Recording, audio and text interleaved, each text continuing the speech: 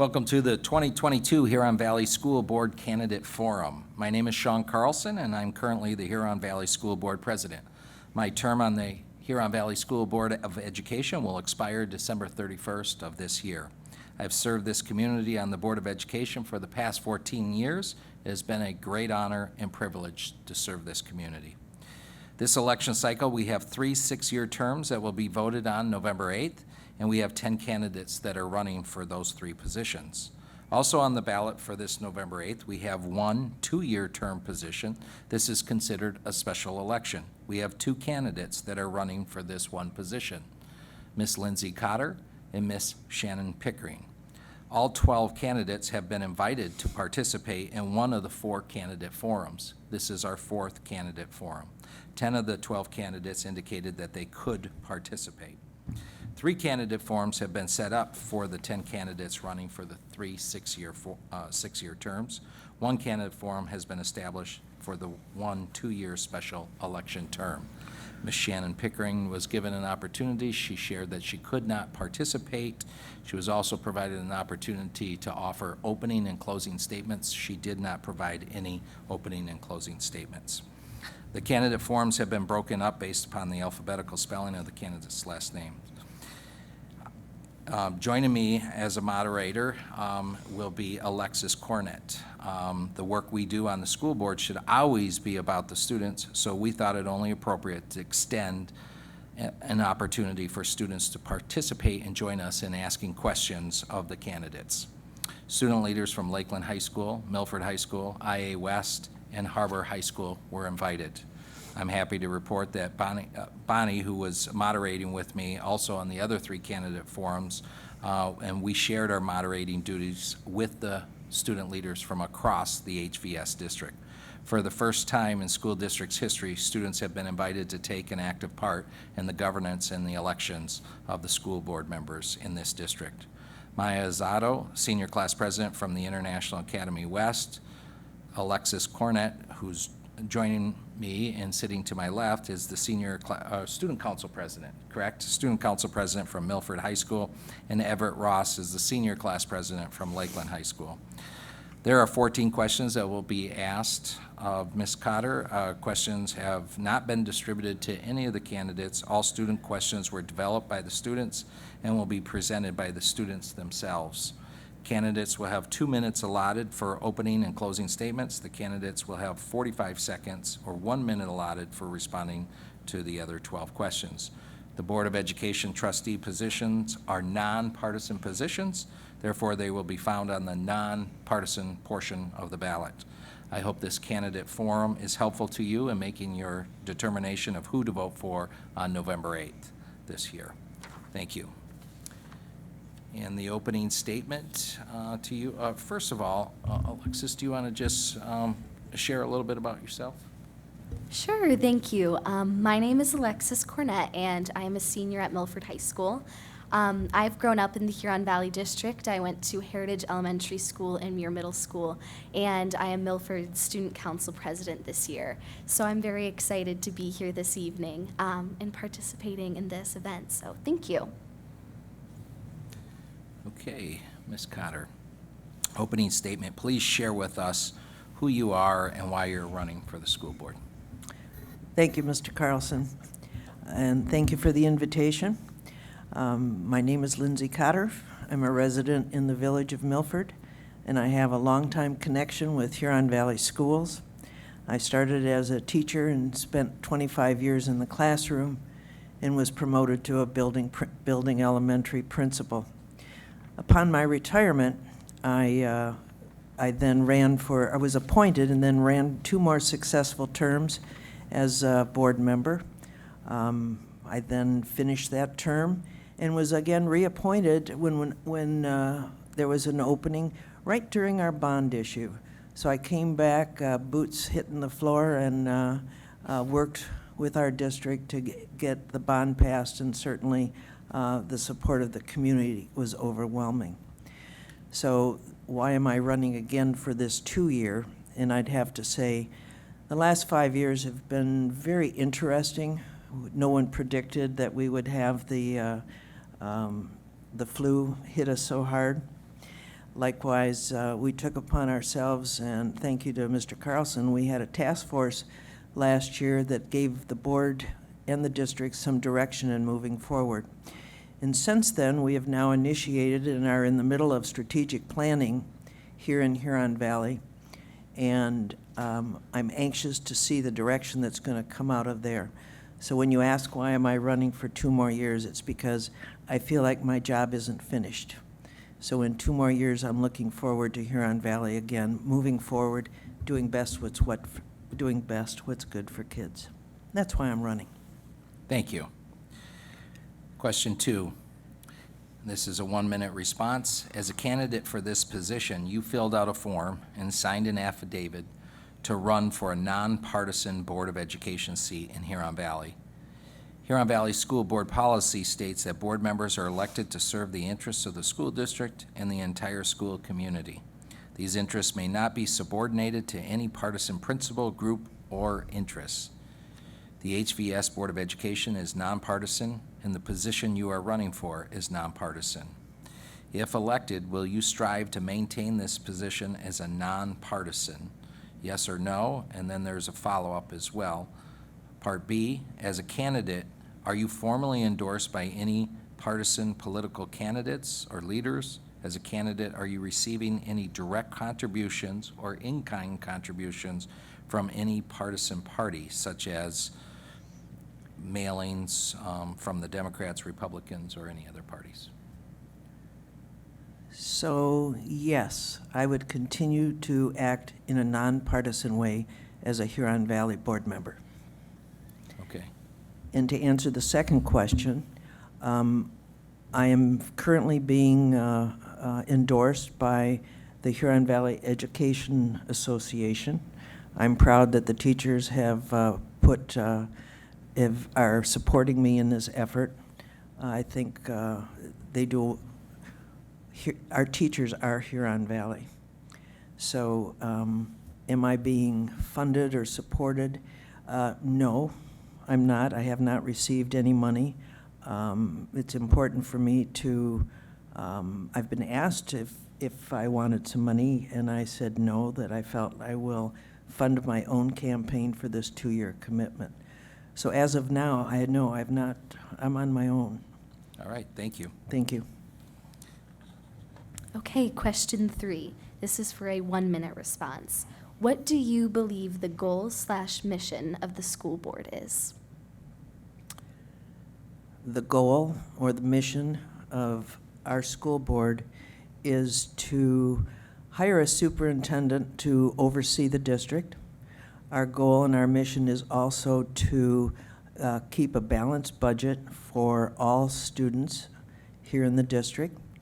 And we would also be responsible for setting policy that would affect all the working here in Huron Valley. Basically, the school board would then look over what we do for kids in our district. Thank you. Next question, question 4. What is the school board members' roles and responsibilities, and how are they different from the superintendent or administration?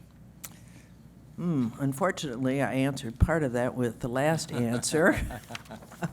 But the mission and the role certainly overlap. The superintendent takes care of the management, the administration of the district.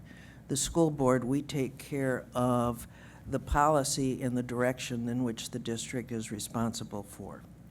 That includes the budget, and it includes overseeing the policy that directs the district. All right. Okay, question 5 for a 1-minute response. How do you plan as a school board member to have productive communication with students and consider the perspective of students from a wide range of demographics? Could I ask you to repeat that again, Alexis? Of course. How do you plan as a school board member to have productive communication with students and consider the perspectives of students from a wide range of demographics? Well, as a board member, I have many opportunities to visit elementary, middle, and high school. And as the introduction with you tonight, I, of course, asked your history here in Huron Valley, what elementary, what middle school, and what high school, of course. So that's, for me, kind of always an opening and a statement to engage myself with students. I think it's important to have candid conversations. So on my visits to the buildings, I'm always alert to talk with children, listen to their ideas. Some of them are, they have some real good ones. And the other thing that I'm able to do is that I've participated in a number of committees and committee work that have involved children. And I think that's most important. Having the student voice helps direct what the board, where we're going to move and where we're going. So I think being on the committees, on the different committees, it allows me to have contact regularly with students here in the district. Thank you. Thank you. All right, question 6. Huron Valley Schools has a $90 million plus annual budget. Do you support having a balanced budget, yes or no? And if elected, what would be your top 3 budget priorities? Definitely, I do support a balanced budget. It's part of the board's responsibility. We can't operate without a balanced budget. So that being said, my 3 wishes for the district on how I would most like to spend the money is, number 1, I'd like to really be able to compensate our staff to be competitive here in Oakland County. I think that's number 1. Number 2, I want to be sure that we are looking at programming for all kids here in Huron Valley. And that includes instruction and curriculum and materials available for them to succeed. So the third one would kind of overlap with the spending of our facilities, that they're manageable and very useful to our kids.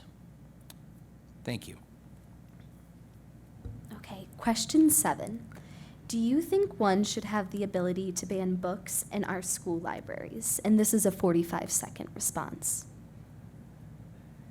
You know, banning books is kind of a loaded question, and my history here in Huron Valley, and I don't even remember the title, one book may have been removed from our libraries, and I'm going back many years ago. But my feelings about banning books is that making them available to everyone, people have the choice of whether or not they want to read the book or get the book. Certainly, if it's a book that they're uncomfortable with or a book that a parent doesn't want their child to have, then they don't have to have that book. It would really take, I really would have to have much more information about banning a book. But right now, my feelings are no. No, I think the written word is available for everybody to read or not to read. Thank you. Thank you. Question 8.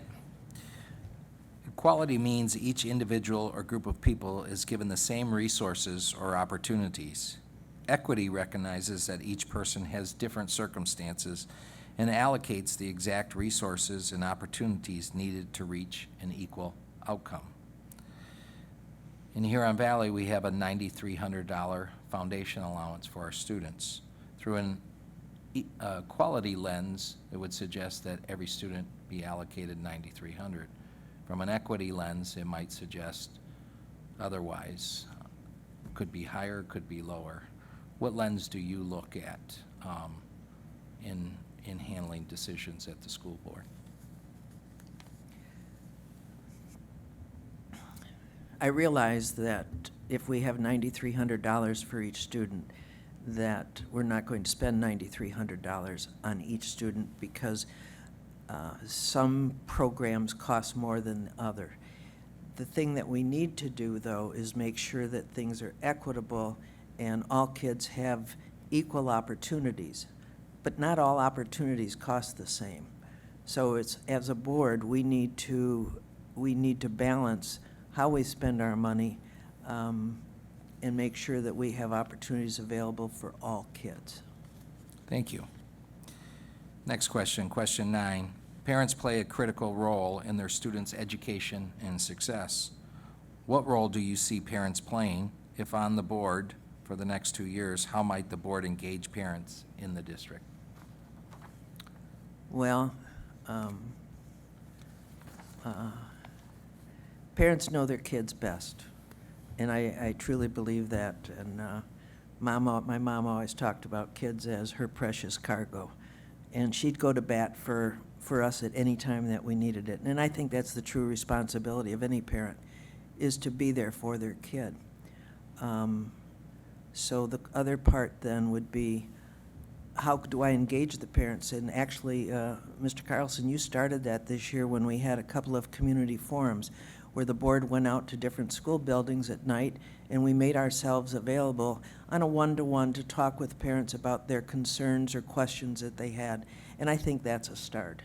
Plus, we've had some other, our parent councils that, that we have worked with directly. So oftentimes, the communication between the parent often starts with the teacher. And I think we have a wonderful staff that, that listen to that. But that's where I'm at on that one. Thank you. Question 10, in response to recent gun violence in our school buildings in the county, specifically Oxford High School, as well as nationally, Huron Valley School provides and coordinates with local uniformed law enforcement and a professional security company in each of our school buildings. Do you support this action by the school district, and what other measures or steps would you advocate for if elected for 2 more years? You know, I almost want to ask you to restate your question, but as far as law enforcement being visible and being part of our school community, yes, I agree with that.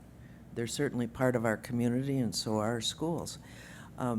That being said, I also believe that the safety precautions that Huron Valley has taken on is making our school environments much safer for kids. Good. Thank you. Okay, question 11. How do you see equity working in our schools? Can I ask your definition of equity we're talking about?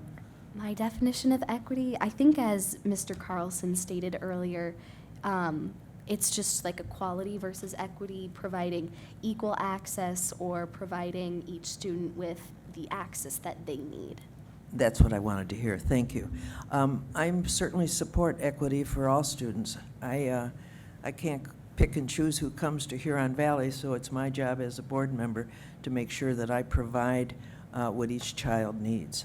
And that certainly is, in my opinion, equity amongst then what would be available to all students. Okay, thank you. Sure. All right, question 12.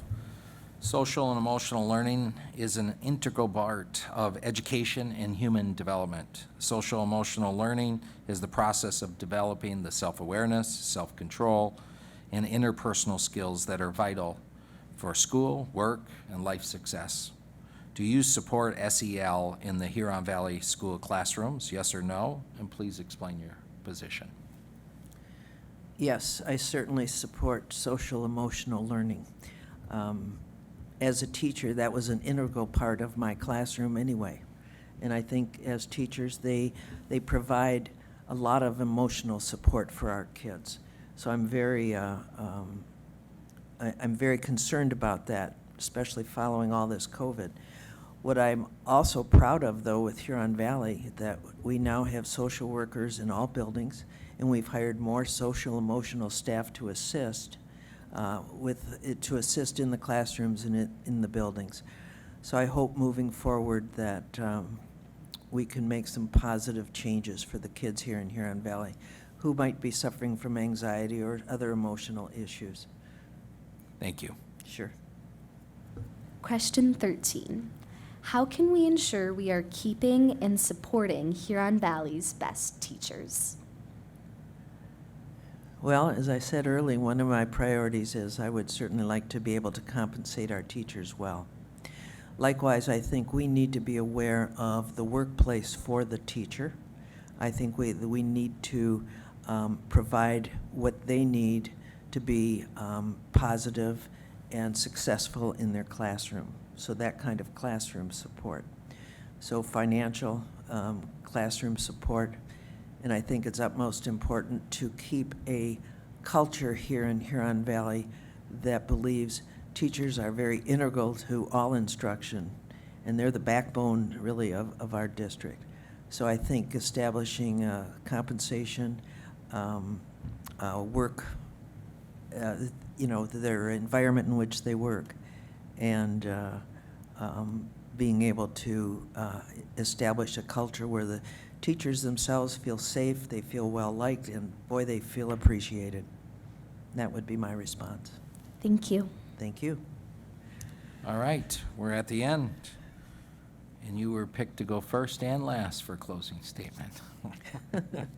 Why should Huron Valley School District voters vote for you on November 8th?